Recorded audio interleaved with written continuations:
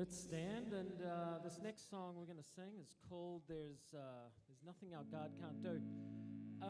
Raise your hand if this morning you're here without a single problem in the world and everything in your life is absolutely perfect. Oh, we got two.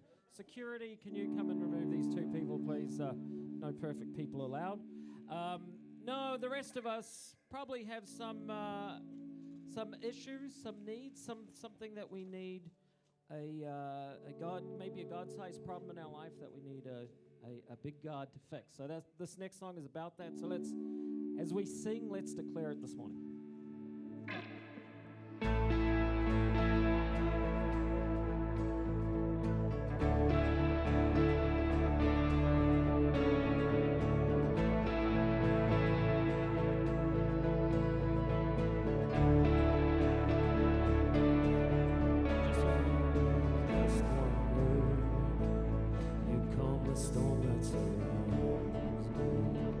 Just one word, let's sing. Just one word, the darkness has to retreat. Just one touch, I feel the presence of heaven. Yep. Just one touch, my eyes were open to see. My heart can't help but believe. Come on, there's nothing that our God can't do. There's not a mountain that He can move. I'll praise the name that makes a way. There's nothing that our God can't do. Sing with me. Just one word, you heal what's broken inside. Yeah. Just one word, and you revive every dream. Just one touch, I feel the power of heaven. And just one touch, my eyes were open to see. My heart can help but believe. Here we go. There's nothing that our God can't do. There's not a mountain that He can move. Oh, praise the name that makes a way. There's nothing that our God can't do. Oh, there's nothing that our God can't do. There's not a prison wall He can't break through. Yes, praise the name that makes a way. There's nothing that our God can't do.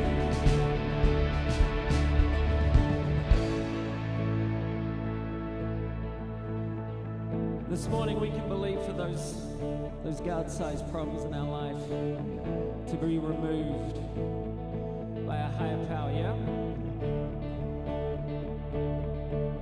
Let's sing this next part as a prayer, as a declaration this morning. Here we go. I will believe for greater things. There's no power like the power of Jesus. Let faith arise. Let all agree. There's no power like the power of Jesus. Come on. I will believe for greater things. There's no power like the power of Jesus.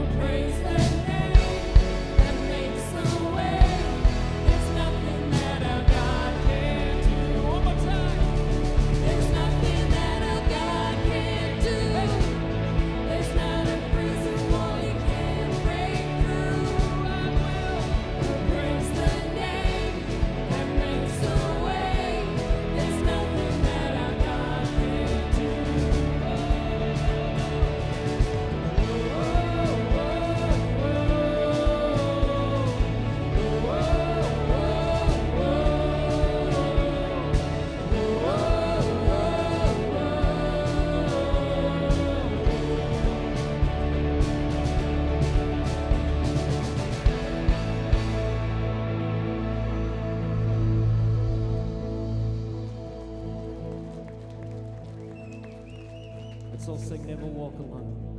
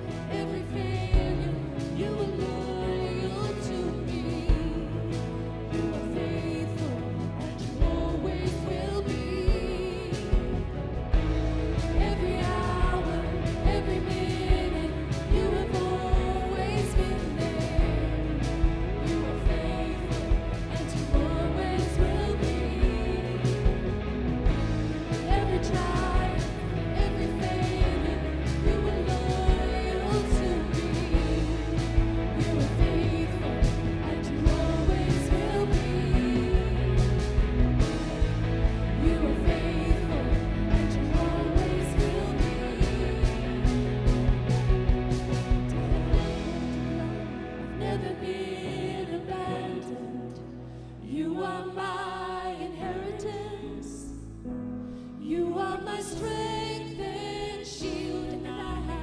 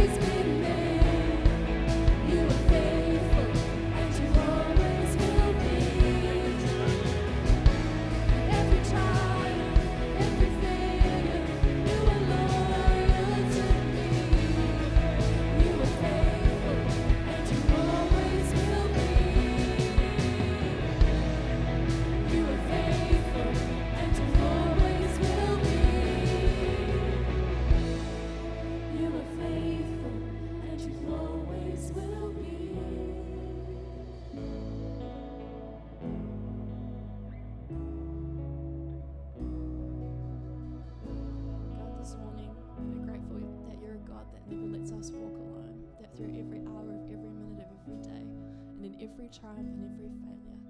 You're walking before us, you're walking beside us, and you're walking behind us. So this morning, we love you and we thank you. In Jesus' name, amen.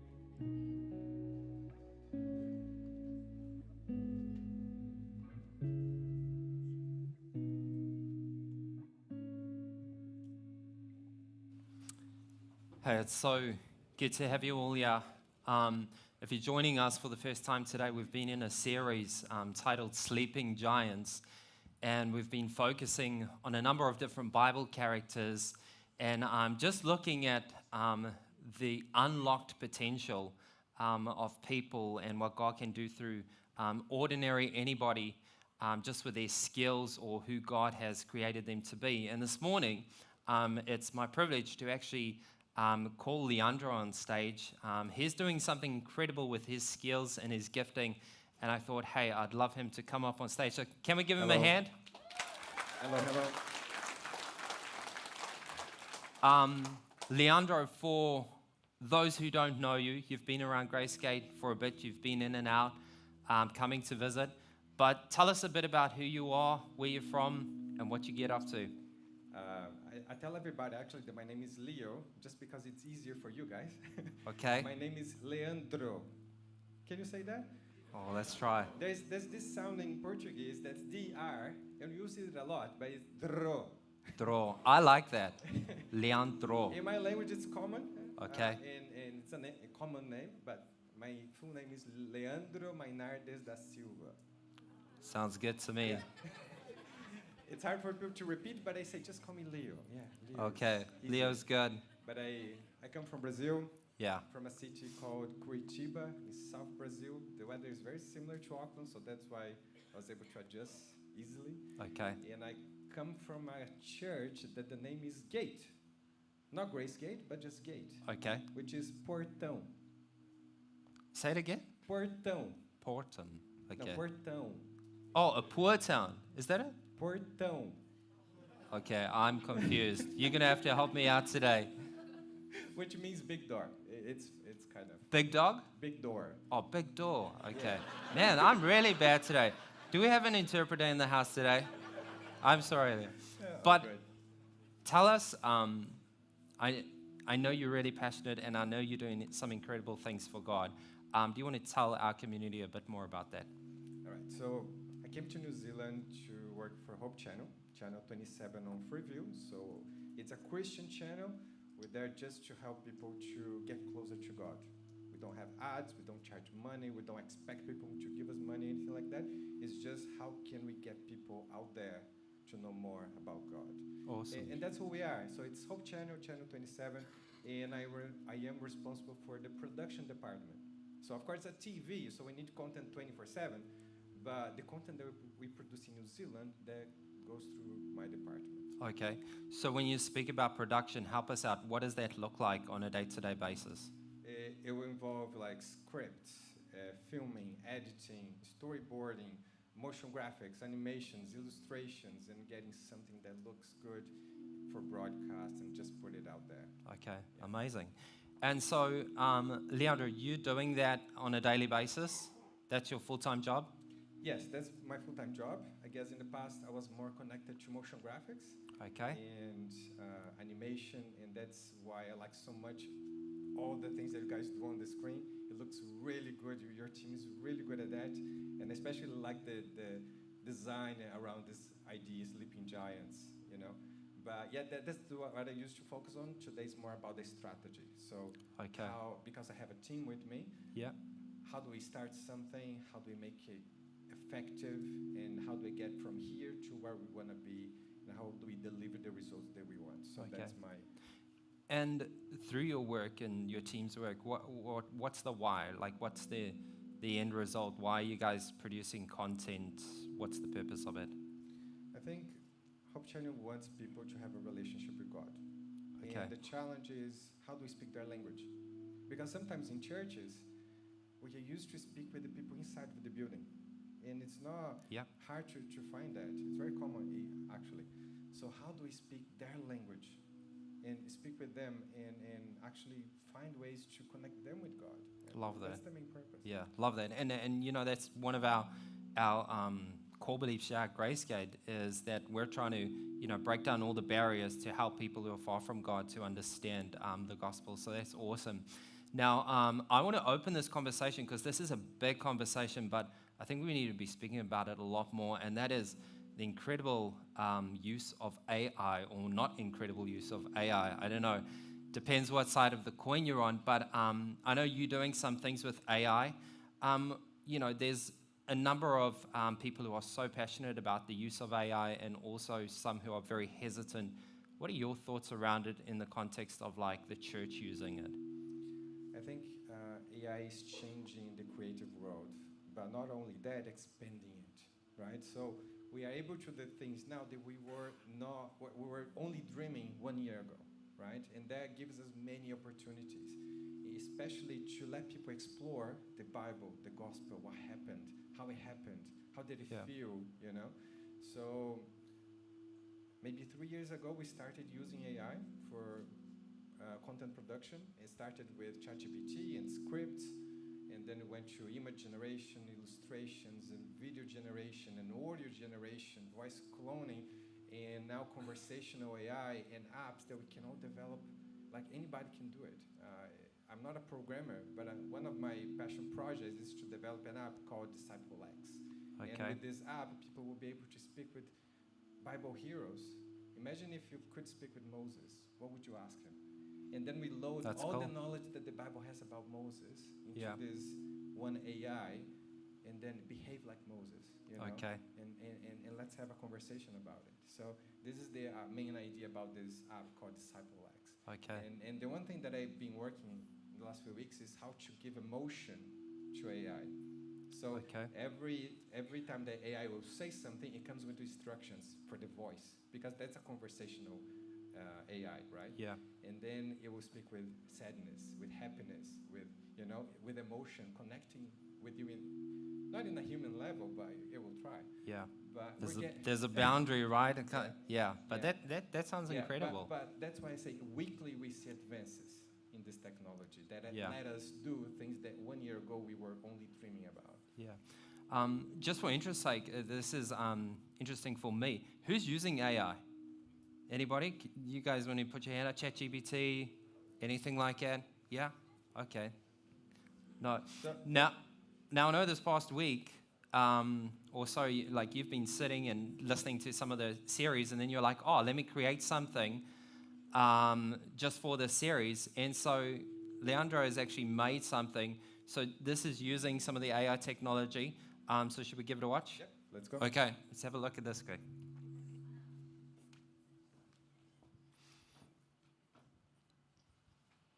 Every giant starts small, quiet, unseen, waiting to be awakened by faith. But the call to rise has already begun. The problem is that you can't see the future or exactly where you're going. That is why faith is extremely important. It means trusting even when the future is uncertain, facing fears head on, and moving boldly into the unknown. Sometimes into dangerous places, full of haters. But to awaken the giant within, you just need faith. Faith in the one that can make you walk on water. Open oceans. Or even defeat death.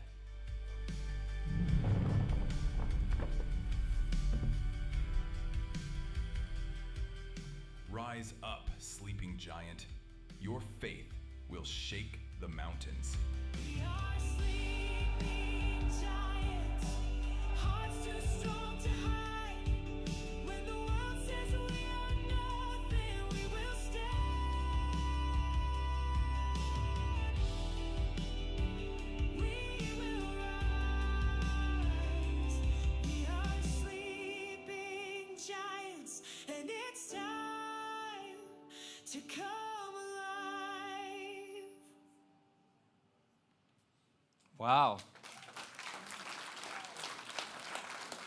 Is that pretty cool? So could you just tell us a bit about how you created that? Is that okay? Yeah, so something like that would take, actually we're not able to produce something like that months ago. 3 months ago, actually. 3 months Okay. ago. We would need to hire actors or special effects and Hollywood and all of those things. But now we can generate videos for quite some time, but to make those characters in those videos to speak, that's weeks old. Only weeks old, like Yeah. 3 months old, let's say that. 3 Okay. months. And now we're able to say, okay, generate a clip of Moses speaking this. So it's all about your creativity. If you can think about it, you can make it happen, right? And then you can use artificial intelligence to write the script, write each scene, and then even to come up with a theme song for the whole thing. So at the end, you guys saw heard a music about sleeping giants. Yeah. That was all created with AI, voices, instruments, melody, everything. That is you know? scary. These guys don't have a chance anymore at Gracegate now to produce. No, but that's So incredible, that would right? take months, Yeah. and it took me 1 day. Yeah. For me to Wow. produce that video.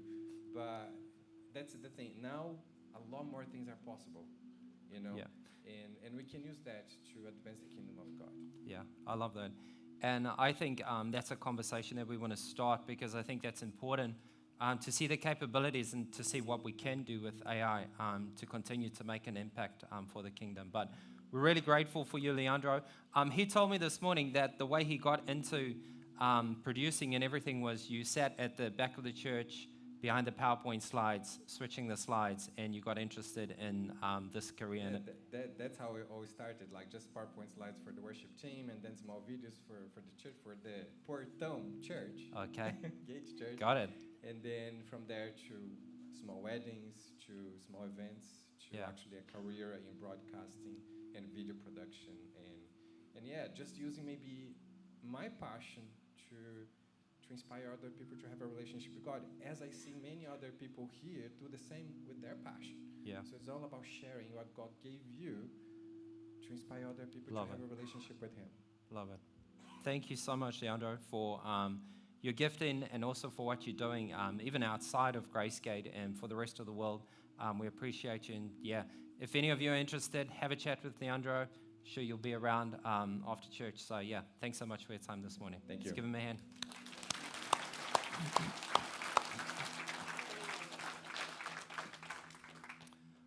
All right. Is that exciting for you guys? That's cool. I'm excited about AI, but also am completely aware around the dangers of it as well. And so I think it's a great conversation that we as a church need to continue to have with one another. But we're in the series, Sleeping Giants.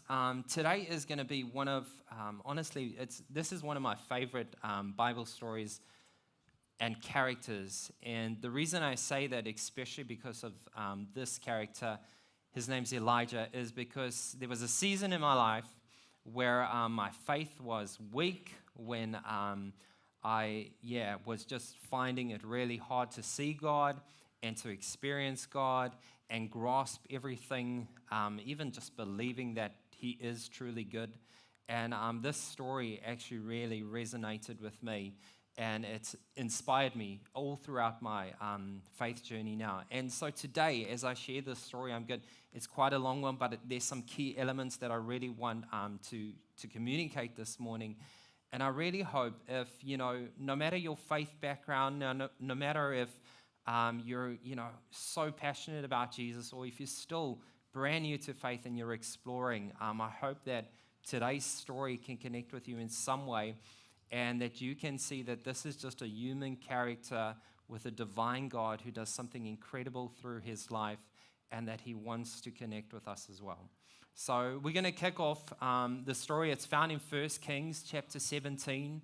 Elijah kind of drops out of the sky, out of nowhere, and he shows up in front of King Ahab. So I'll read it through. Now Elijah, who was from Tishbe in Gilead, told King Ahab, "As surely as the Lord, the God of Israel, lives, the God I serve, there will be no dew or rain during the next few years until I give the word." Give you a bit of context there. Elijah is a prophet of God. God gives him this incredible power and I guess mission to go to King Ahab, who is not leading God's people that well. And they've kind of rebelled. They've turned to their own ways. They're worshiping all different idols. And he says to Elijah, I want you to go, appear in front of the king, and I want you to tell him that because of their wickedness, at your word, you're going to say it's going to stop raining and there's going to be a drought in the land. And this is going to last for a number of years. Now, could you imagine being a follower of God and actually have that power? Hey? I mean, I'm sure some of us would use that now in New Zealand over these past wet weeks, right? That you could just say, hey, command the weather to stop, and it stopped. And so there was a drought in the land for a number of years. And we go on. It says, then the Lord said to Elijah, go to the east and hide by Kerith Brook, near where it enters the Jordan River. Drink from the brook and eat what the ravens bring you, for I've commanded them to bring you food. Whoa. Do you guys see that? God gives Elijah this mission to go and tell the king that there's going to be a drought. And then he says to him, hey, I want you to go to this brook.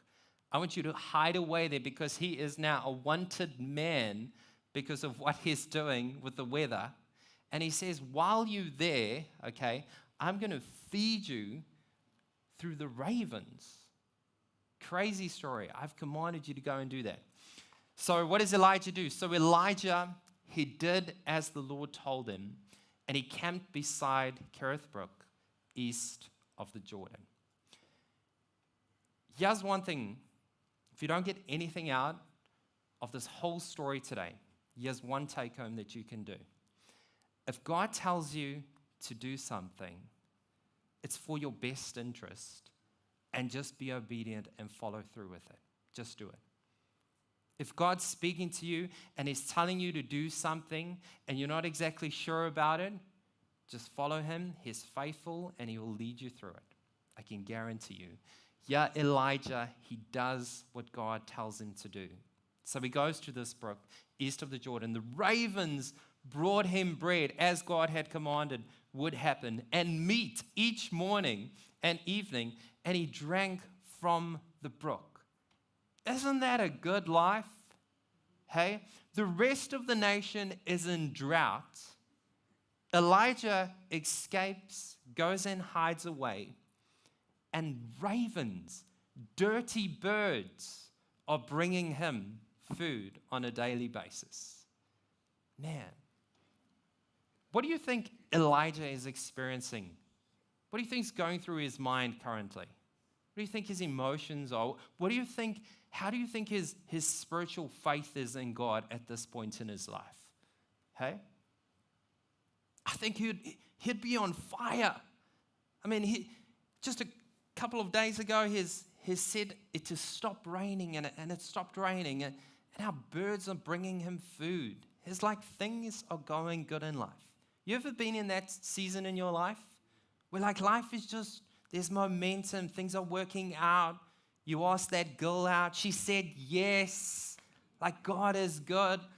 Like you're struggling with your finances and all of a sudden you get this massive paycheck or this bonus and you're like, man, God is good. Things weren't going well with your relationships, but all of a sudden all your relationships are going so smooth, work's awesome. Like life is just going good. Your kids are a breeze. I mean, it's like you're at a 5-star holiday resort. Birds are bringing you food. Isn't it easy to worship God when those things are happening? Right? When life is good, when everything's going according to how you want it to go. I mean, I think Elijah is just at the top, at the pinnacle of his faith journey. He's on that mountain and he's just loving every minute of it. But the story goes on. And then it says this, but after a while, the brook dried up, for there was no rainfall anywhere in the land. Whoa. Do you guys see that? That's the thing that God told Elijah to go and do. And then God says he'll provide for him. And then he goes to that brook. And now the brook is drying up. What do you do when the brook starts to dry up? Where you're following God and you know he's leading you to that place. And then all of a sudden you're at this brook and you can see that it's drying up. What do you think Elijah's experiencing now? What do you think he's feeling? I mean, I've been at a brook that's starting to dry up. And I mean, I've got questions. I've got, God, like, why did you send me here? Like you said, you would, be my supply, and now I'm at this dry brook. Like, come on, God. Why aren't you providing? What's going on? I mean, your faith in God is challenged, right? I'm sure Elijah must have been thinking, like, what is going on? And I'm sure all of us have been in seasons in our life when that happens, when things aren't working out, when God has kind of sent us somewhere and things don't work out. You thought, man, this is going to be the best relationship I've ever have. And then you get into that relationship and things don't work out. Or maybe it's a sickness that comes up in your family. Maybe it's someone who you love dearly passes away and you're at that dry brook and you're like, God, explain yourself. I don't get it. Why have you done this to me? That's how I think Elijah is processing these things. And as we're going to see through this story, I think there's so much purpose for Elijah at this dry brook. The very next thing, when the brook dries up, God shows up, and this is what he tells Elijah to do. He says, then the Lord said to Elijah, go and live now in the village of Zarephath, near the city of Sidon. I have instructed, check this out, a widow there to do what? To feed you. So just one verse, the next verse, Elijah's at this dry brook. He sees it's, the supply's gone, and then God shows up for him. Think of this word all the way through, provision, provider. He shows up and he says, hey, I'm going to provide a widow who's going to actually feed you. And so guess what Elijah does? He listens to God and he goes to this village. And as he gets to this village, he sees a widow there. She's collecting some sticks. And he approaches her and he says to her, hey, can I have a drink of water and can you give me some bread? And the widow says, actually, there's a drought in the land and we're on our last legs. I've got a little bit of oil left and a little bit of flour, and then that's it. Me and my son have no more food left. And then this is what Elijah responds. He says this to her. For this is what the Lord, the God of Israel, says. There will always be flour and olive oil left in your containers until the time when the Lord sends rain and the crops grow again. He says to the woman, hey, if you make some food for me, if you feed me, God is going to continue to bless you and he's going to continue to give you what you need. He says, your flour and your olive oil is not going to run out. And so this widow woman now puts her faith in Elijah's words, and she goes and she makes her last meal, and they all eat. The whole family eats. Elijah eats. And she goes and checks her containers, and the olive oil's still there. The flour's still there. An incredible, miraculous story. Remember this word, provision, provider. Now, so Elijah stays with this family, and life is good. The rest of the nation is still in drought. They've got a supply. They're eating well. But then there's this curveball again. Because let me ask this quickly. How do you think Elijah's feeling at this point in time in his story? How do you think his faith journey is? God, he'll be so strong. He'll be like, man, This is incredible. And just a few verses earlier, he was the man at the dry brook, right? But now his faith is there. And then this craziest thing happens, that in this family with this widow, her son passes away. And she turns to Elijah and she says, it's because of you. It's because of you and your God. You've showed up in my house, and now my son has passed away. What do you do? What do you think Elijah's going through there? What do you think are the questions he's asking God? He's pleading with God. The incredible thing of the story is Elijah has this strong faith, and he turns to God in that season. He falls down on his knees and he prays like he's never prayed before. He carries the son up to his bedroom, and he kind of just lays over him and keeps praying for him and praying for him. And again, a miraculous thing happens. His son comes back to life. Okay. Now, if I've lost you, I get it, because this is a miraculous story all the way through, right? Ravens bringing food, flour and olive oil that isn't running out, and now this widow's son who now is resurrected from the dead through Elijah's faith and trust in God. How do you think Elijah's faith would be now?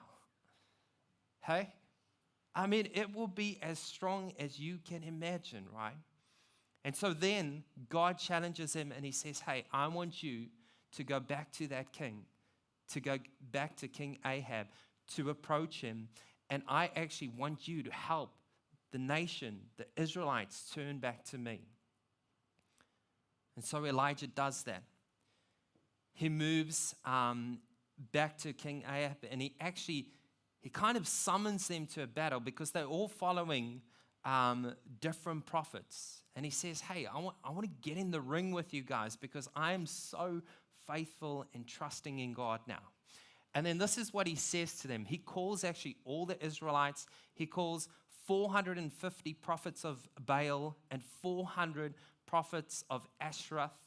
And they all get together and he says, hey, this is what he says to them.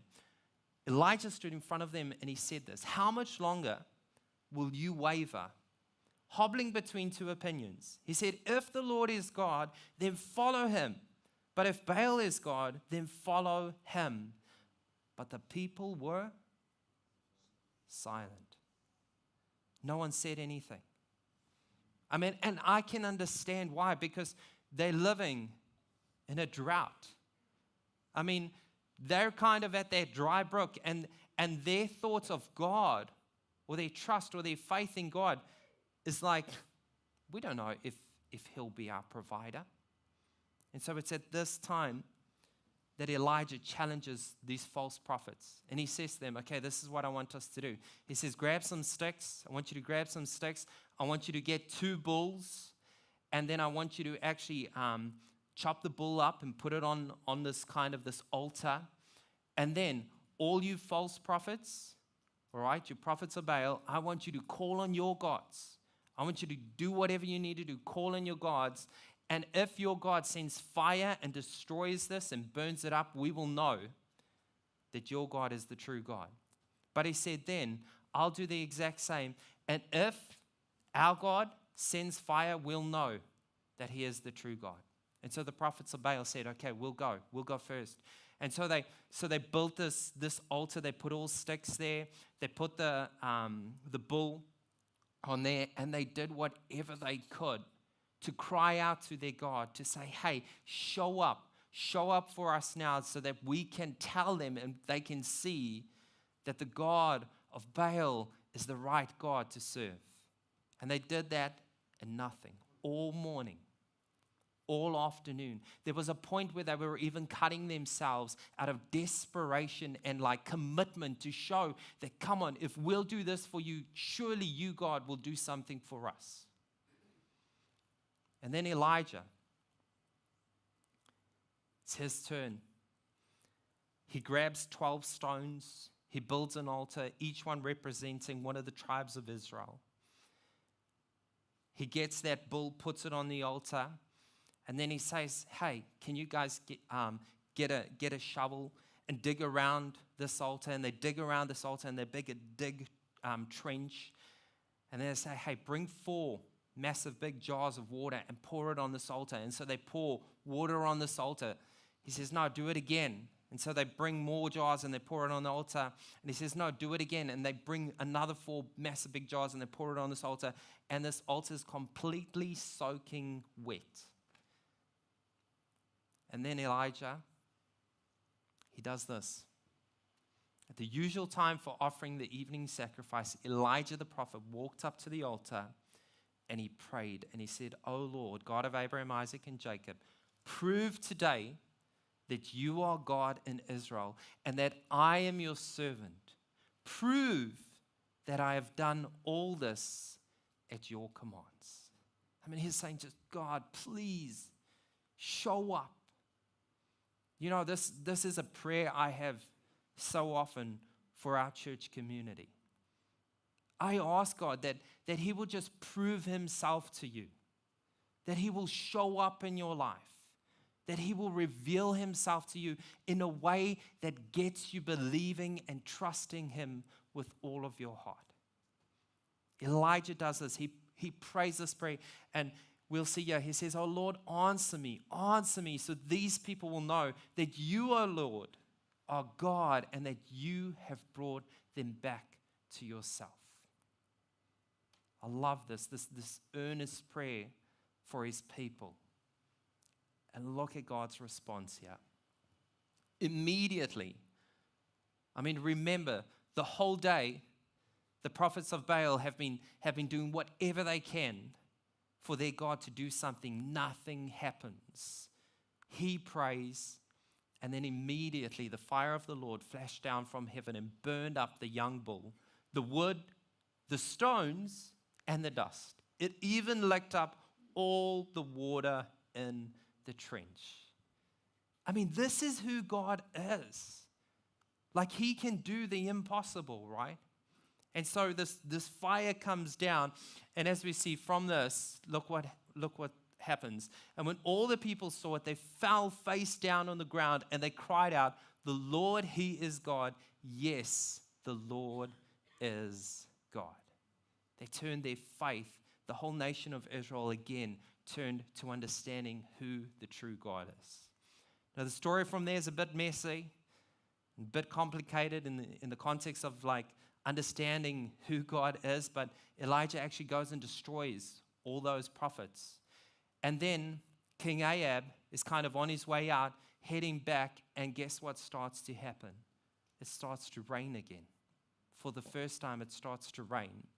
And King Ahab, he goes all the way back to his wife.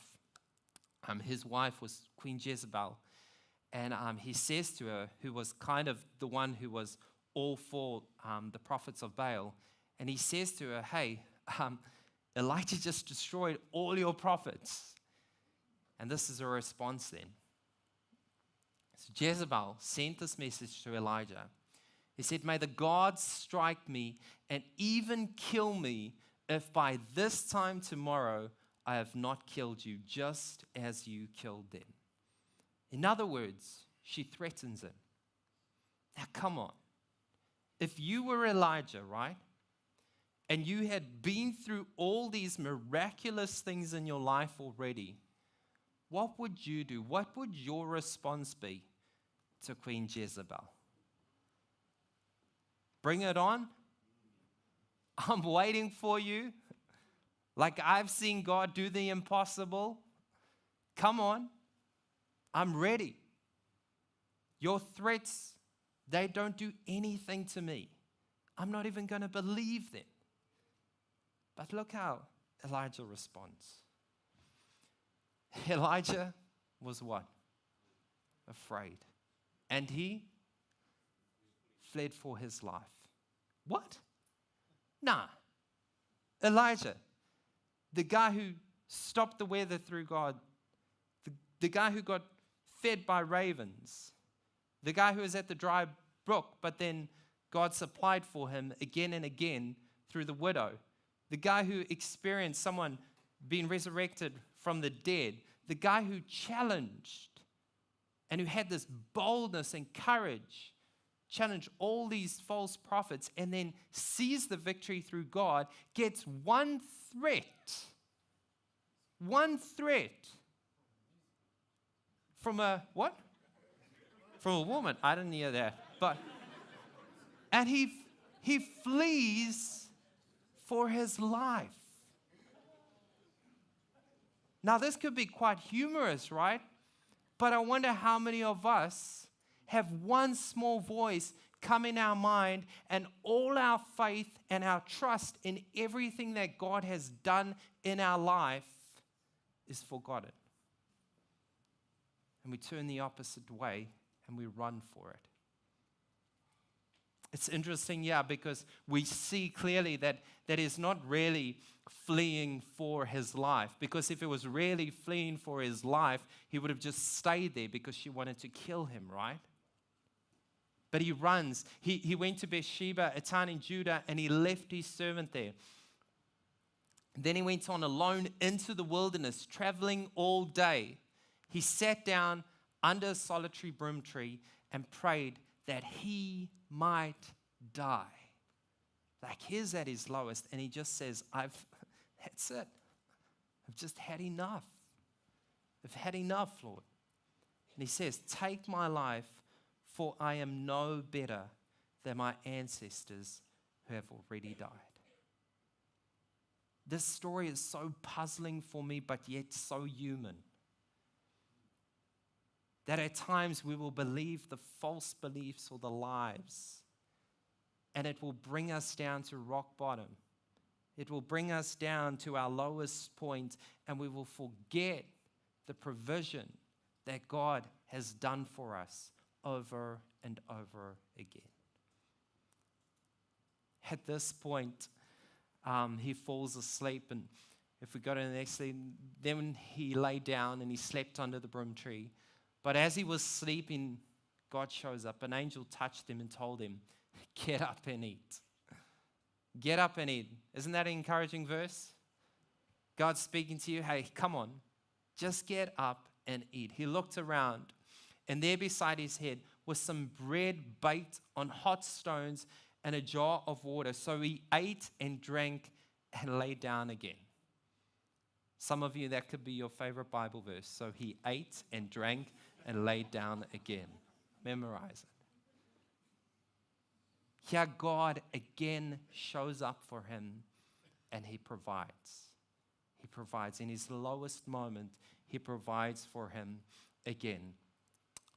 Then the angel of the Lord came again, and he touched him and he said, get up and eat some more, or the journey ahead will be too much for you.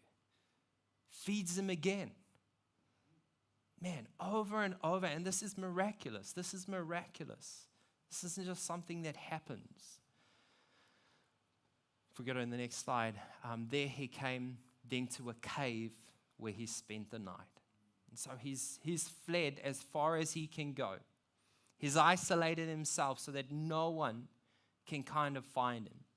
He's in a cave where it's dark and where he feels like, hey, I've had enough. This is where I just want life to finish up. And at that point, God shows up. And God asks him this very specific question. This is what he says. He says, what are you doing here, Elijah? What are you doing here, Elijah? What are you doing here, Elijah? He goes out and he stands outside the cave. And as he stands outside the cave, something miraculous again happens. Number one, there's this incredible whirlwind of wind that flashes in front of him. And he thinks, hey, maybe this is God revealing himself to him. And he doesn't see God in it. And then he's standing there and the whole earth shakes. There's an earthquake that happens right in front of his eyes. He sees it happen and he's thinking, oh, God's in that, but God wasn't in that. And then he sees fire and he's thinking, oh, God's going to reveal himself in the fire now. And he doesn't. But then there's this whisper. A whisper. And in that whisper, God speaks to him again. And he says this same question. He says, "What are you doing here, Elijah? What are you doing here?" Maybe that's a question God's trying to speak to you, say to you. And I love that it's a whisper, because what that shows us is if God's whispering, it means he's close by, that Elijah can hear it. I mean, he's been close by all throughout Elijah's life. What are you doing here, Elijah? What are you doing here, Wesley? Why is your faith fallen so far? Why are you not trusting in me? You've seen the incredible things that I've done in and through your life. I will do it again.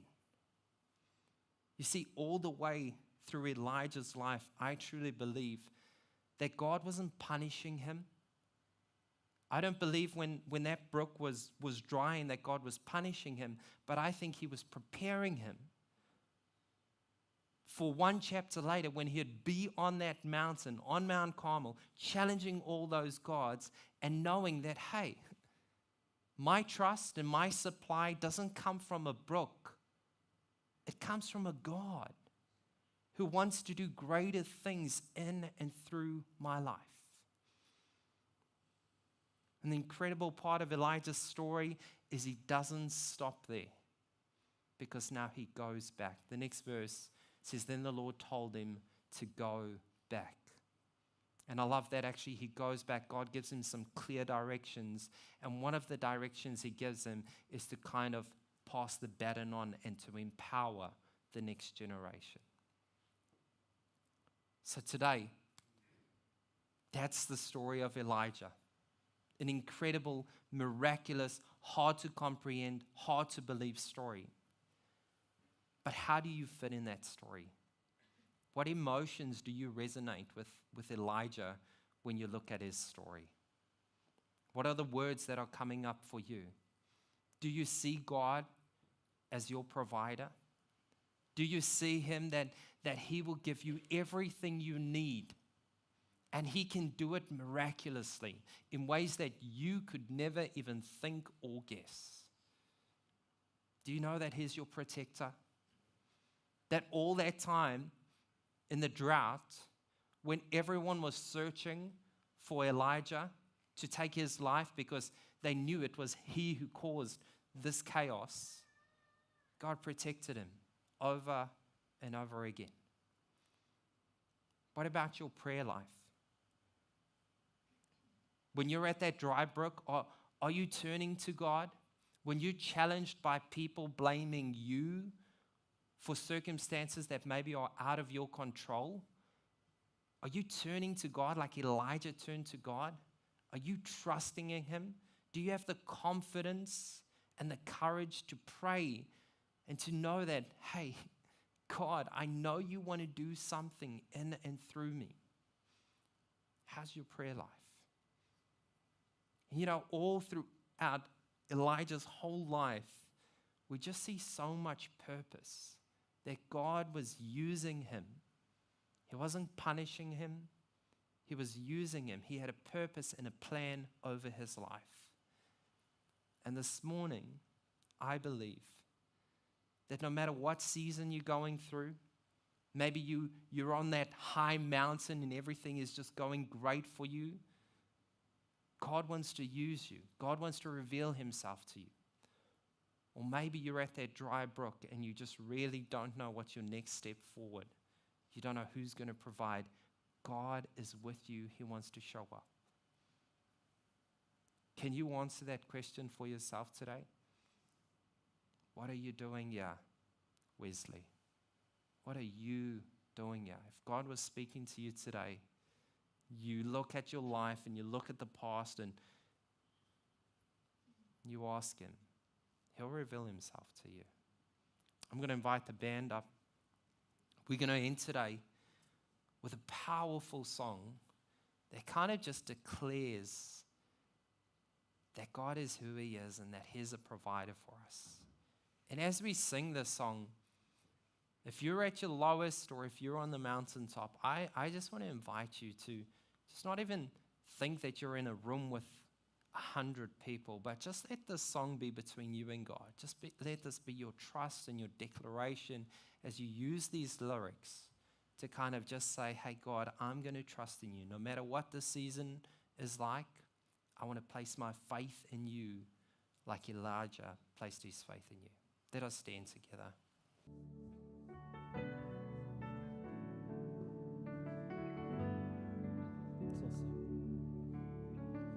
I've never been more loved than I am right now. Wasn't holding you up, so there's nothing I can do to let you down. It doesn't take a trophy to make you proud. I'll never be more loved than I am right now. Going through a storm, but I won't go down. I hear your voice carried in the rhythm of the wind to call me out. And you would cross an ocean so I wouldn't drown. You've never been closer than you are right now. Singing Jireh. Jireh, you are enough. Oh, you are enough. Jireh, you are enough. And I will be content in every circumstance. Jireh, you are enough. Forever enough, always enough for my soul. Forever enough, always enough, more than enough. Don't want to forget how I feel right now on the mountaintop. I can see so clear what it's all about. And stay by my side when the sun goes down. I don't want to forget how I feel right now. Singing Jireh, you are enough.